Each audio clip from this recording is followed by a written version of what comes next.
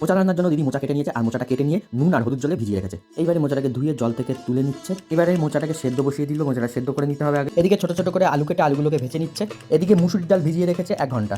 ভিজিয়ে রাখা মুসুরির ডালটা এখন বেটে নেবে। ডাল বেটে নিয়ে তার মধ্যে এবারে দিয়ে দিল নুন আর হলুদ। এবারে ডালটা ভালো করে ফেটিয়ে নিচ্ছে। কড়াইতে তেল দিয়ে দিয়েছে, তেল গরম হয়ে গেলেই এবারে বড়াগুলো ছেড়ে দিচ্ছে। বড়াগুলো ভালো করে লাল লাল করে ভেজে নেবে। আলু আর বড়া ভাজা হয়ে গেছে। এদিকে মোচাও সেদ্ধ হয়ে গেছে। এবারে কড়াই বসিয়ে কড়াইতে দিয়ে দিল সর্ষের তেল। তেলটা গরম হয়ে গেলেই ফোড়নে দিয়ে দিল তেজপাতা আর সাদা জিরে। তারপরে একটু ভেজে নিয়েই দিয়ে দিল ওর মধ্যে আদা বাটা, লঙ্কা বাটা আর জিরে বাটা।